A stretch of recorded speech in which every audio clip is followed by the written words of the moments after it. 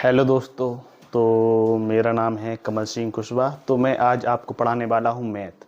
ये जो मैं मैथ पढ़ा रहा हूँ दोस्तों, ये आप ये समझना कि ये अभी जो वार्षिक पेपर आने वाले हैं 8वीं और 7वीं तक का ये लेवल का मैं मैथ पढ़ाऊँगा। और मैथ तुम्हें इतनी आसानी से समझाऊँगा कि आप ये कहने लगोगे कि हाँ, बंदे में दम है। और देखो, ये मैं ये सोचता हूँ कि मैं आपको मैथ इतनी आसानी से पढ़ाऊँ कि जो कमज़ोर विद्यार्थी भी हैं उनको भी बराबर समझ में आए। तो मैं एक बात बताइए, तो मैं आपको शुरू से स्टार्ट करूं।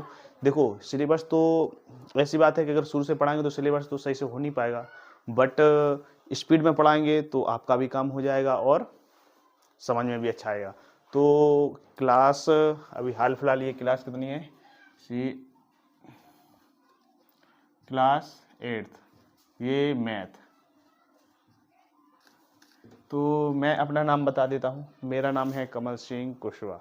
तो मैं आज से आपको क्या पढ़ाऊँगा? मैथ। तो देखना, ये पहला टॉपिक है, मान लो परिमेय संख्या। पहला चैप्टर है परिमेय संख्या। ये परिमेय संख्या होती क्या है? क्या आप बता सकते हैं परिमेय संख्या क्या होती है? और परिमेय संख्याओं को किस प्रकार लिखा जाता है, ये भी आप बता सकते हैं? चलो मैं आपकी प्रैक्टिस करवाता हूँ। परिमेय संख्या मतलब अंश बटे हर के रूप में। अगर अंश बटे हर के रूप में है तो वह क्या है? परिमेय संख्या। अंश बटे हर के रूप में अगर है तो वह क्या है? परिमेय संख्या। जैसे, या फिर ऐसे कह सकते हैं, p बटे क्यू के रूप में अगर जो हो तो उसे परिमेय संख्या कहते हैं। एग्जाम्पल जैसे मतलब 2/3, क्या यह एक परिमेय संख्या है? हाँ, यह एक परिमेय संख्या है क्योंकि ये p बटे क्यू के रूप में है। p बटे क्यू के रूप में परिमेय संख्या। एक बात बताइए, क्या 0 एक परिमेय संख्या है? सोचो। हाँ, 0 एक परिमेय संख्या है क्योंकि 0 के नीचे 1 लिख सकते हैं। किसी भी संख्या के नीचे 1 लिख सकते हैं। जैसे 2 क्या एक परिमेय संख्या? हाँ, क्योंकि इसके नीचे 1 लिखा जा सकता है।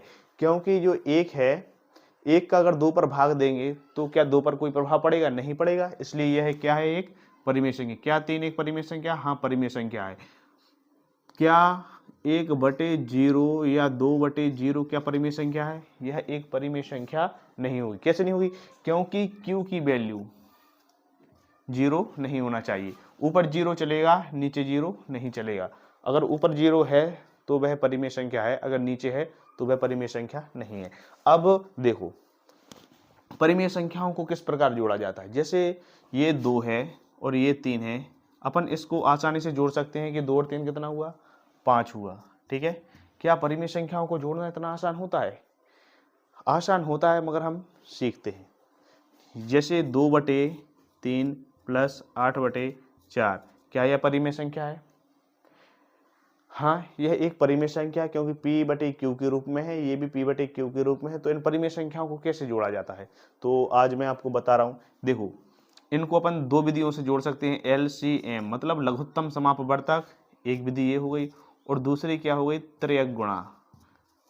त्रयक गुणा के द्वारा भी इसको सॉल्व किया जा सकता है। पहले अपन LCM विधि द्वारा लगाएं, मतलब LCM करने के लिए अपन को क्या करना पड़ेगा? हर का LCM लेना पड़ेगा।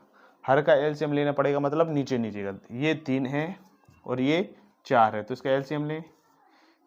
LCM तब तक लिया जाता है जब तक नीचे 1 ना आ जाए। अगर 1 अगर आपका आ गया तो लगभग चांस हो जाते हैं कि आपका LCM सही है। 3 एकम 3, ये 4 में तो जाएगा नहीं, तो अब 2 से 2 एकम 2, 2 दूनी 4 और 2 एकम 2, 2 एकम 2। तो LCM कितना है? 3 दूनी 6, 6 दूनी 12, 3 गुणा 2 गुणा 2, ये 12 अपना क्या आया? 12 आया LCM। तो 12 LCM आया। इसका इसमें भाग दिया जाता। क्या दिया जाता? इसमें इसका भाग जितनी बार जाएगा उसका फिर ऊपर गुणा किया जाएगा। ये 3 को 12, कितनी बार गया? 4 बार। 4 का ऊपर क्या होगा? गुणा होगा। तो 4 दूनी 8, ऐसे इसी को करेंगे। 4 तिया 12, 3 बार गया, 3 8 24, मतलब 24 और 8 को जोड़ देंगे तो कितना आ जाएगा? 32। ये आ गया अपना टोटल 32, और बटे में ये 12 है तो 12 अपन ने लिख लिया। इसको जो कट रहा है उसको काट देंगे। जैसे ये 2 से 2 छक्के 12, ये 16 बार जाएगा। ये फिर 2 3 6 और 2 8 16, तो इसका आंसर कितना आ गया? 8/16। 3। दो परिमेय संख्याओं को जोड़ना अपन सीख गए। या फिर त्रिक विधि द्वारा, मैंने क्या बताया था, एक विधि तो एक एलसीएम वाली ये वाली करवा दी, अब त्रिक वाली करवा दी। त्रिक में क्या है देखना है, ये जैसे कितना है 2/3 प्लस 8/4। इसको क्या करना पड़ता है, त्रिक नियम ये लगता है, पहले ऐसा गुणा होगा, फिर ऐसा गुणा होगा, फिर नीचे का नीचे गुणा होगा। करें ये ऐसा, पहले 2 चौको 8 प्लस ये 8 × 24 बटे नीचे का नीचे 3 चौको 12, मतलब 24 और 8 कितने हुए, 24 और 8 32, 32 ये बटे नीचे का 12। अब काट दो, 8 से काटें, 8 चौको 32, 8 दूनी 16, नहीं 4 से काटें, 4 7 28, 4 8 32, ये 4 तिया 12, मतलब कितना 8/3। ये त्रिक विधि द्वारा आया, वो एलसीएम द्वारा आया। दोनों क्या सेम है, हाँ दोनों सेम। तो आसान विधि आपको कौन लगी तो बताना, ऐसे ही मैं आता रहूँगा और आपको समझाता रहूँगा। धन्यवाद।